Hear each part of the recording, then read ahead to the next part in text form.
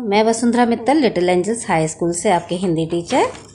बच्चों, आपने पिछला पाठ ध्यानपूर्वक समझ लिया होगा। बच्चों, आज हम अपनी पाठ्य पुस्तक वसंत से पाठ 2 जिसका शीर्षक है दादी माँ पढ़ने जा रहे हैं और इस पाठ के लेखक हैं श्री शिव प्रसाद सिंह। लेखक ने अपनी दादी के स्वर्गवास के बाद उनके जीवन से जुड़ी घटनाओं का वर्णन किया है।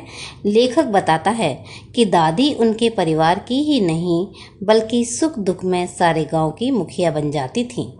बच्चों, आप सभी को अपनी दादी माँ से बहुत प्यार होगा। उसी प्रकार लेखक को भी अपनी दादी माँ के साथ बहुत लगाव था। जब उनकी मृत्यु का समाचार उसे मिलता है तो उसके मन में दादी से जुड़ी सभी यादें ताज़ा हो जाती हैं। उसकी आंखों के सामने गांव का दृश्य साकार हो जाता है। गर्मी की छुट्टियों में या कभी बरसात के दिनों में गांव के चारों ओर पानी का हिलोरे लेना, दूर के नाले से बहकर आए मोथा, घेवर आदि अनेक सड़ी गली घासों का व बीजों का बहकर आना, फिर उन पर सूरज की तेज किरणों के पड़ने से और उनके सड़ने से एक विचित्र गंध का आना, फिर उस सड़े पानी में गांव के बच्चों का कूदना उसे याद आने लगा था। बच्चों, लेखक को अपनी दादी माँ का व्यक्तित्व याद आता है। लेखक की दादी माँ दुबले पतले शरीर की थीं, सफ़ेद किनारी वाली धोती पहनती थीं और उनके सफ़ेद बाल थे और जब वे नहाकर आती थीं तो बालों से पानी की बूंदें टपकने का दृश्य उनके सामने आने लगा था। इसके बाद लेखक दादी माँ के स्वभाव को याद करते हुए कहते हैं कि एक बार बीमार होने पर दादी चबूतरे की मिट्टी, चबूतरा जानते हैं बच्चों, घर के बाहर खुले स्थान को कहा जाता है, आप इसे आंगन के नाम से भी जान सकते हैं, वहाँ से मिट्टी उठाकर माथे पर लगाती, पीपल की छाल से पानी छोंकती, वैद्य की दवाइयाँ देती थीं और बाहर से कोई व्यक्ति आया हो तो उसे पास नहीं आने देती थीं। दादी माँ को गांव से मिलने वाली 50 किस्म की दवाओं के नाम याद थे। दादी माँ को बीमारी वाले घर में गंदगी तो कतई पसंद नहीं थी। बीमार आदमी के चादर गिलाफ रोज बदले जाते थे। गांव में कोई बीमार हो जाए तो उसे पूरी दवाइयाँ व इलाज भी बता देती थी। एक बार की बात है, किशन भैया के शादी के समय दादी माँ का उत्साह देखते बनता था। एक दिन दोपहर के समय रामी की चाची, जिनका नाम धन्नू था, को उधार पैसे न देने पर डांट रही थी क्योंकि वह दोबारा पैसे मांगने आई थी और गिड़गिड़ाते हुए बोल रही थी कि उसकी बेटी की शादी हो जाए वह सब उधारी लौटा देगी। लेखक ने जब इस मामले में टांग अड़ाई तो दादी ने उसे भी डांट दिया था। कुछ दिन बाद लेखक को पता चला कि उन्होंने रामी की चाची का कर्ज तो माफ़ कर ही दिया और उसकी बेटी की शादी के लिए और रुपए भी दे दिए थे।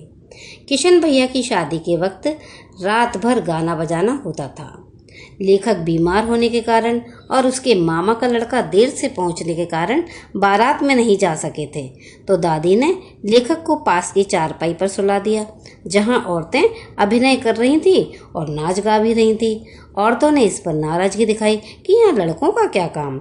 इस पर दादी ने कहा, यह बड़ा नहीं, छोटे लड़के और ब्रह्मा में कोई अंतर नहीं होता। बच्चों, दादी माँ ने अपने जीवन काल में बहुत सुख दुख देखे थे। दादाजी की मृत्यु पर दादी के मना करने पर भी लेखक के पिताजी ने दादाजी के श्राद्ध पर बहुत रुपया खर्च कर दिया था, जिससे घर की आर्थिक स्थिति बिगड़ गई थी और उन्हें कहीं से भी उधार पैसा नहीं मिल रहा था। उस समय दादी ने ही दिलासा दिलवाई थी कि दादाजी की आखिरी निशानी जो सोने के कंगन उनके पास रखे थे, कंगन निकाले और पिताजी को दिए ताकि वे इसे बेचकर कुछ रुपए का इंतजाम कर सकें। इससे उनके स्वभाव के बारे में पता चलता है कि वे स्नेह व ममता की मूर्ति थी। बच्चों, दादी माँ वैसे तो कोई काम नहीं करती थी, फिर भी छोटे बड़े कामों में उनकी उपस्थिति जरूरी थी। लेखक के हाथ में किशन भैया का पत्र था जिसमें लिखा था कि दादी माँ दुनिया में नहीं रहीं। इस बात को पढ़कर लेखक को विश्वास ही नहीं हो रहा था और उसका मन बार बार कह रहा था, क्या ये सच है? मेरी दादी नहीं है? क्या यह सच है? बच्चों, हमें दादी माँ के अनेक चारित्रिक गुणों का पता चलता है, जैसे वे स्नेह व ममता की मूर्ति थीं, वाणी में शासन की कठोरता थी, वे परोपकारी थीं, वे हंसमुख और सरल स्वभाव की भी थीं। बड़ों का दायित्व एवं भविष्य की चिंता करने वाली थीं। वे प्रभावशाली थीं। वे धार्मिक प्रवृत्ति की भी थीं। बच्चों, दादी माँ पाठ के द्वारा लेखक यह बताना चाहता है कि जीवन की कुछ ऐसी यादें होती हैं जो कभी नहीं भूलती और कई यादें सीख के रूप में मनुष्य के साथ सदैव जुड़ी रहती हैं। पाठ में भी यही दर्शाया गया है। पाठ से हमें संदेश मिलता है कि बड़ों की सीख महत्वपूर्ण होती है। जैसे लेखक शिव प्रसाद सिंह को दी गई सीखें उपयोगी होती हैं। गांव के बीमार लोगों की देखभाल करना, दादी का धनों का ऋण माफ़ करना, बेटे और पोते को मुश्किल में देखकर अपना कंगन निकाल के देना सीख देते हैं कि हमें मुश्किल समय में दूसरों का सहारा बनना चाहिए तथा हमें हमेशा अपने बड़ों का सम्मान करना चाहिए, क्योंकि वे हमारे शुभ चिंतक होते हैं। बच्चों, ये पाठ यहीं समाप्त हुआ। इसको सविस्तार आप अपनी पुस्तक से पढ़ना। पाठ के प्रश्नोत्तर, शब्दार्थ आदि आप समझकर सब याद करना होगा। वो आपको आगे की वीडियो में सब मिल जाएगा।